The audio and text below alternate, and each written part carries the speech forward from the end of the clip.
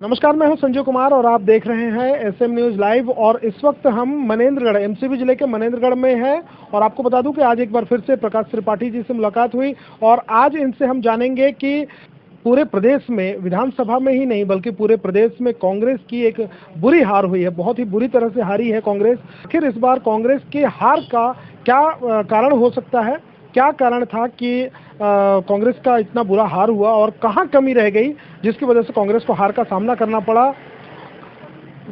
प्रकाश जी, एक बार फिर से आपको बहुत बहुत बधाई, क्योंकि आपने कहा था कि भारतीय जनता पार्टी हो सकता है कि जीत जाए और हो सकता नहीं वही हुआ, जीत गई।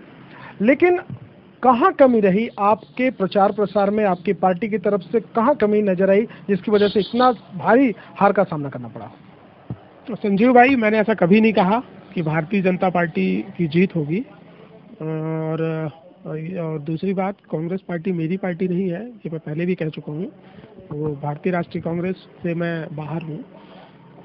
मैं, जहाँ तक ये प्रश्न है कि कांग्रेस पार्टी कैसे हारी, स्वाभाविक है, कांग्रेस पार्टी जो भूपेश सरकार थी उसके खिलाफ नाराजगी थी जनमानस में। वो कहीं ना कहीं वोटों में तब्दील हुई और प्रचार प्रसार ठीक ही था उनका। रमेश चंद्र सिंह का, जो यहाँ के प्रत्याशी थे, उनका चुनाव अभियान अच्छा था, उन्होंने अच्छा चुनाव लड़ा। लेकिन जनता जो थी वो इस बार भूपेश सरकार को मौका देने के लिए तैयार नहीं थी, जिसका परिणाम ये हुआ कि 9 कैबिनेट मंत्री, जहाँ तक मेरी जानकारी है, 9 कैबिनेट मंत्री भूपेश कैबिनेट के हार गए चुनाव। तो कहीं ना कहीं नाराजगी थी और इसका परिणाम हमें चुनाव में देखने को मिला परिणामों में। युवाओं से लेकर महिलाओं तक, इवन पूरे किसान को भी बहुत ही लाभ पहुंचा था पिछले कार्यकाल में कांग्रेस की सरकार के रहते। तो उनका वोट ही ऐसा लग रहा है कि जैसे उनका भी वोट नहीं मिला है आपके कांग्रेसियों को। तो इसका क्या कारण हो सकता है? देखिए संजीव भाई, मैं बताना चाहूँगा कि आजकल सरकारें जो हैं, पिछले कुछ वर्षों से ये देखने में आया है कि मीडिया उनके पक्ष में ही एक फील गुड माहौल तैयार करता है। मुझे बताया जाता है लोगों को कि सरकारें जो दावा करती हैं उन दावे के अनुरूप ही मीडिया में बात होती है। और मेरा जहाँ तक मानना है कि भूपेश सरकार की जो योजनाएं थी उसका लाभ लोगों को नहीं मिला। चाहे उन्होंने गोबर पर बहुत जोर दिया, उससे किसान प्रभावित हुए, और निश्चित तौर पर 2 रुपये किलो उन्होंने गोबर में जितनी खरीदी की और जिस तरह से खाद को ज़बरदस्ती बेचा गया, उसका नुकसान हुआ उन्हें।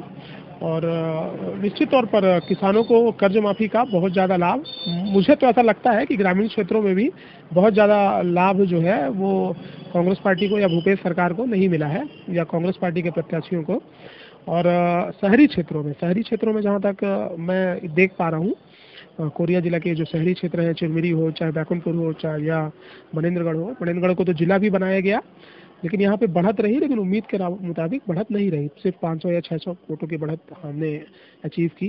तो मुझे लगता है कि शहरी क्षेत्रों में भूपेश सरकार के खिलाफ जबरदस्त नाराजगी थी। और आप देखेंगे रायपुर की 7 सीट जो है वो भाजपा के खाते में गई है। तो मैं ये आपको बता सकता हूँ कि शहरी क्षेत्रों में भूपेश सरकार के खिलाफ जोरदार नाराजगी थी। इसका परिणाम हमें ग्रामीण क्षेत्रों में भी बहुत ज़्यादा हमें फायदा नहीं हुआ है, लेकिन इसका परिणाम हमें मिला और भाजपा जो है, भाजपा की सरकार बनती दिख रही है। तो क्या भाजपा की इस तरह की जीत की उम्मीद आप लोग लगा रहे थे? क्योंकि बहुत से भाजपाई कार्यकर्ता और पदाधिकारी भी ऐसे हैं जिनको इस बात की उम्मीद नहीं थी। आप इसको कैसे लेते हैं? देखिए, मुझे भी उम्मीद नहीं थी। मैं निश्चित तौर पर ये आशंका मुझे बिल्कुल नहीं थी कि इतना जो सरकार का विरोध है इनॉट करेंट के रूप में काम कर रहा है। और क्योंकि छत्तीसगढ़ का जो मतदाता है, छत्तीसगढ़ एक शांति प्रिय राज्य है, यहाँ जात पात की राजनीति नहीं है, तो वह चुप रहता है और यहाँ आकलन कर पाना बड़ा कठिन है। यहाँ जनता मुद्दों पर ही वोट करती है। और यहाँ पर भूपेश सरकार के खिलाफ एक इनर्ट करंट था लोगों में, और वो उन्हें मौका देने को तैयार नहीं थे, जो उन्होंने नहीं दिया वो एक्चुअल में परिणामों में हमें दिखा। सच यह है कि भूपेश सरकार की जो योजनाएं थी, चाहे वो गोबर से संबंधित हो, गोठान से संबंधित हो, उसका लाभ भी उसके बड़े बड़े दावे किए गए और ये बताया गया कि गोबर बेचकर लोग लखपति करोड़पति हो रहे हैं, जो कि झूठे दावे थे। और अंततः ये हुआ कि उन योजनाओं को जनता ने नकार दिया। वर्तमान में जितने भी योजनाएं भूपेश बघेल ने अपने घोषणा पत्र में रखा था, जितने भी विधायक प्रत्याशी थे, सबके जो घोषणा पत्र थी वो सब युवाओं और महिलाओं के फेवर में थे। उनको ऐसा वो दावा कर रहे थे कि हम जो जीत कर आएंगे तो हम जो भी घोषणाएं कर रहे हैं वो सब कहीं ना कहीं उसका लाभ महिलाओं और युवाओं को मिलेगा। क्या लगता है कि उन सबको नकार दिया है यहाँ की जनता ने? देखिए संजीव भाई, चुनाव के दौरान घोषणा पत्र मायने रखता है। घोषणा पत्र में जो आप दावे करते हैं, जो आप वादे करते हैं, वो निश्चित तौर पर उससे जनता प्रभावित होती है। लेकिन जनता जो है वो आपका पिछले कार्यकाल का आकलन भी करती है। वो देखना चाहती है कि पिछले 5 वर्षों में आपने क्या किया, उससे क्या मिला और किस तरह आपकी कार्यशैली रही। तो जिस तरह कोयले से लेकर बाकी जो चीज़ें हैं, जो भ्रष्टाचार के वो सामने आए, चाहे वो झूठे ही हो, अभी प्रमाणित नहीं हुआ है, लेकिन उसका भी कहीं ना कहीं फर्क पड़ा है। और मुख्य तौर पर भाजपा की एक योजना थी, महतारी वंदन योजना। उसके फॉर्म जिस तरह बांटे गए हर मोहल्ले में, हर वार्ड में, हर घर में, और मोदी की गारंटी के साथ ये दावा किया गया कि हम आपको 1,000 रुपये महीना विवाहित महिलाओं को दिए जाएंगे, उसका भी फर्क पड़ा है निश्चित तौर पर। वो एक ऐसा प्रचार था जो मतलब जिसे वैधानिक नहीं कहा जा सकता, क्योंकि जो योजना कागज घोषणा पत्र में हो, उसका योजना का क्रियान्वयन धरातल पर शुरू हो जाए आचार संहिता के दौरान। लेकिन भाजपा ने ये बड़ी होशियारी से किया, उसका लाभ भी उन्हें मिला है। और मैं बस यही कहना चाहूँगा, ये इस चुनाव का सबसे बड़ा सार यही है कि भूपेश सरकार के खिलाफ जो आम जनता है, जो जनमानस है, खासकर शहरी क्षेत्रों में बहुत नाराजगी थी। महतारी वंदन में तो भाजपा की तरफ से 1,000 रुपये देने की बात कही गई थी, लेकिन कांग्रेस ने धनतेरस के दिन एक योजना का अनाउंस किया था जिसमें 1,500 रुपये देने की बात कर रही थी। तो क्या लगता है कि 1,000 रुपये पर, 1,500 रुपये पर भी 1,000 रुपये भारी पड़ा? देखिए वो एक्चुअल में महतारी वंदन योजना का फॉर्म बढ़ते देख कांग्रेस सरकार के जो मुख्यमंत्री थे भूपेश सरकार ने, उन्होंने रायपुर से ये घोषणा की थी कि उनकी सरकार बनने के बाद उन्हें 1,500 रुपये से लाभान्वित किया जाएगा। लेकिन ये एक्चुअल में धरातल पर उतना ज़्यादा नहीं पहुंच पाया। उन्होंने फॉर्म बांटकर लोगों को ज़्यादा मजबूत तरीके से आश्वस्त किया कि हम आपको 1,000 रुपये देंगे ही। लोग फॉर्म बांटने के साथ ही, फॉर्म भरने के साथ ही, और आधार कार्ड लिए गए, व्यक्तिगत जानकारी मांगी गई। तो ये एक्चुअल में वैधानिक तो नहीं था, लेकिन फिर भी इस का लाभ भाजपा को मिला है, कांग्रेस को नहीं मिला है।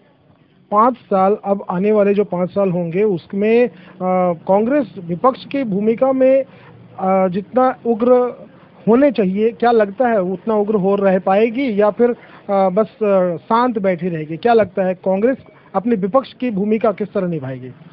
देखिए अच्छी उम्मीद की जानी चाहिए। विपक्ष का जनादेश है कांग्रेस को, तो निश्चित तौर पर विपक्ष में ही बैठेगी कांग्रेस, और विपक्ष में अच्छा काम करें वो, और मेरी शुभकामनाएं हैं। हालांकि इस स्थिति से उबर पाना बहुत आसान नहीं होगा कांग्रेस के लिए।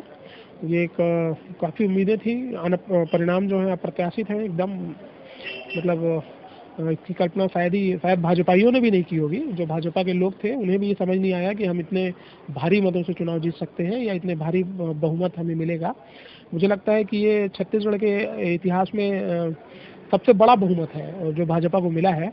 और कई ऐसे क्षेत्र हैं जैसे मणिनगढ़ और झगड़ाखान में पहली बार ऐसा हुआ जब भारतीय जनता पार्टी शहरी क्षेत्रों से 10,000 वोटें जीती थी, है ना। तो इसकी उम्मीद तो किसी को नहीं थी, लेकिन मिला है। और हमें कांग्रेस को आदेश मिला है विपक्ष में बैठने का, तो निश्चित तौर पर विपक्ष, सकारात्मक विपक्ष की भूमिका कांग्रेस को अदा करनी चाहिए। और जो जनता से जुड़े हुए मुद्दे हैं फिर से उन पे खुद को जोड़ना चाहिए, और सही तरीके से। तो मेरी शुभकामनाएं हैं कि वो राजनीति करें, निश्चित तौर पर उनकी वापसी होगी। अब मनेंद्रगढ़ की बात करें तो रमेश सिंह और विनय जायसवाल, टिकट विनय जायसवाल को कांग्रेस ने नहीं दिया, रमेश सिंह जी को टिकट मिली, और उनकी तरफ से बहुत कोशिश भी की गई, बहुत प्रचार प्रसार में बहुत ज़्यादा उनको देखा गया कि वो बहुत ही ज़्यादा जनता के बीच ज़्यादातर समय दिखाई दिए थे। अब ऐसी स्थिति में क्या लगता है कि पार्टी से जो निर्णय जो पार्टी ने लिया था वो कितना सही था और कितना गलत था?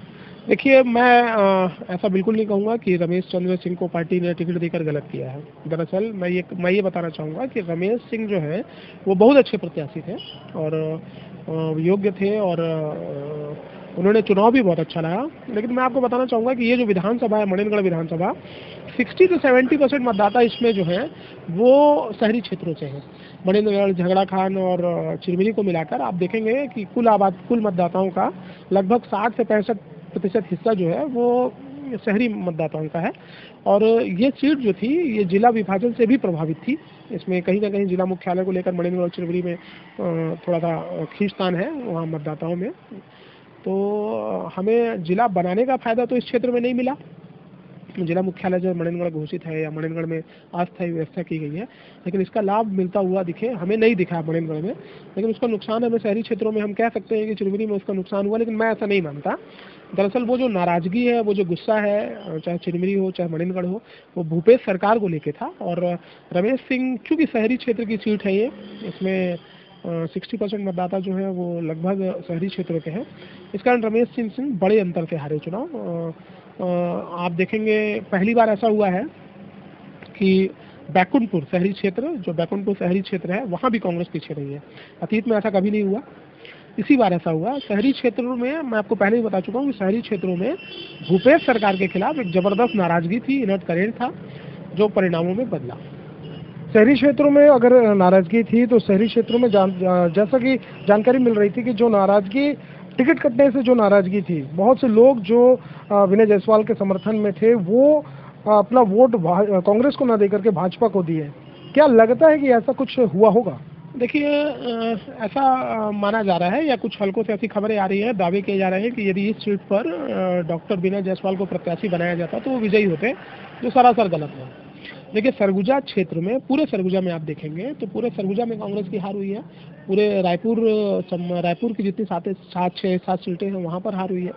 तो निश्चित तौर पर डॉक्टर विनय जायसवाल यदि यहाँ प्रत्याशी होते तो उनकी स्थिति अमरजीत भगत से भी खराब होती। अमरजीत भगत एक कद्दावर मंत्री थे जिन्हें माना जा रहा था कि वो सरगुजा संभाग के सबसे ताकतवर मंत्री हैं, लेकिन वो हारे। यहाँ भी वही स्थिति होती। दरअसल ये कैन कुड वाली बात है कि यदि उनको टिकट दे दी जाती तो अच्छी स्थिति रहती। उनकी स्थिति मैं दावे से कह सकता हूँ कि रमेश चंद्र सिंह से भी खराब होती, क्योंकि उनके ऊपर 10 तरह के आरोप थे। व्यक्तिगत तौर पर सरकार की नाराजगी थी ही, उनसे भी नाराजगी थी लोगों की, उनसे भी असंतोष था। उस असंतोष को ओवरकम करने में पार्टी कामयाब हुई। जैसे मणिनगढ़ की पड़ोसी सीट है गुलाब कमरों की सीट, वहाँ पर उनकी टिकट को बनाए रखा गया, फिर भी वो हारे। अंबिका सिंह देव फिर भी वो हारी। आसपास जितनी भी सीटें हैं आप देखेंगे जहाँ पर टिकट नहीं कटी है वो सब हारे हैं। तो टिकट कटने, भीतराघात या समर्थकों का दूसरी पार्टी के लिए वोट मांगना, इसमें बहुत ज़्यादा चुनाव अभियान या परिणामों में अंतर पड़ता है, ऐसा मैं नहीं मानता। निश्चित तौर पर कुछ वोट इधर से उधर होते हैं, लेकिन मुख्य जो रहता है वो सरकार का परफॉर्मेंस ही काउंट होता है। तो सरकार का परफॉर्मेंस एक्चुअल में जनता ने जो मत दिया है उससे स्पष्ट होता है कि सरकार की कार्यशैली से जनता खुश नहीं थी और उन्होंने सरकार को बदलने का मूड बना लिया था, जिसका जनादेश दिया गया। क्या पार्टी के अंदर भीतरघात का भी जो खबर आ रही थी उसको आप कितना सही मानेंगे? देखिए, भीतराघात तो हुआ है, लेकिन भीतरघात तो निश्चित तौर पर कहीं ना कहीं हुआ है, लेकिन ये बहुत ज़्यादा भीतरघातियों ने वोटों को इधर से उधर किया है, ऐसा मैं नहीं मानता। निश्चित तौर पर भीतरघात की बात है और ये विचार में आएगा। प्रत्याशी और कांग्रेस संगठन जब बैठ के विचार करेंगे, जब परफॉर्मेंस की बात होगी, वो प्रत्याशी सबसे बेहतर समझ सकते हैं कि कौन किसने हमारा प्रचार किया या किसने नहीं किया है। तो ये तो उनके अधिकार क्षेत्र में है, कांग्रेस संगठन के अधिकार क्षेत्र में है। भीतराघात हुआ है, लेकिन ओवरऑल जब आप परिस्थितियाँ देखेंगे तो भीतराघात से मतदान और परिणाम बहुत ज़्यादा प्रभावित होते हैं, ऐसा मैं नहीं मानता। 10% में से 12% वोटों का ही इधर उधर होता है। कुछ करीबी लोगों को ही कहा जाता है कि वो इसके पक्ष में काम ना करके इसके पक्ष में काम करें, तो इससे बहुत ज़्यादा फर्क पड़ने वाला नहीं है। भाजपा की सरकार, भाजपा के विधायक मनेंद्रगढ़ विधानसभा क्षेत्र में भाजपा के विधायक होंगे, प्रकाश त्रिपाठी की भूमिका क्या होगी एक कांग्रेसी कार्यकर्ता के तौर पर या एक सोशल एक्टिविस्ट के तौर पर? प्रकाश त्रिपाठी किस तरह की भूमिका में होंगे? एक विपक्षी के तौर पर पहले भी रहा। मैं अपने पार्टी के जो विधायक थे उनसे सही बातें किए जाने पर जब उन्होंने संज्ञान नहीं लिया मेरा, तो मैंने एक विपक्षी की भूमिका अदा की पिछले 4 साल, और मैं फिर भी एक विपक्षी की भूमिका अदा करूंगा। सरकार में मेरी कोई सहभागिता नहीं है और ना मैंने कभी भी श्याम बिहारी जायसवाल के पक्ष में प्रचार किया है और मैं उनका विरोधी रहा हूँ पहले भी, और पार्टी में रहते हुए भी और पार्टी के बाद भी। तो जैसा मैं पहले था वैसा रहूँगा। तो ये थे प्रकाश त्रिपाठी, और अब ये एक विपक्ष की ही भूमिका निभाने की बात कह रहे हैं। प्रदेश में जो भाजपा की जीत हुई है, एक अविश्वसनीय जीत हुई है, लेकिन इसको अभी ये भी नहीं मानते हुए भी मानने को मजबूर है। अब देखना होगा कि प्रकाश त्रिपाठी किस तरह की भूमिका निभाते हैं विपक्ष में रहकर, कांग्रेस भाजपा के खिलाफ कैसे कैसे खुलासे करते हैं। अब ये देखने वाली बात होगी।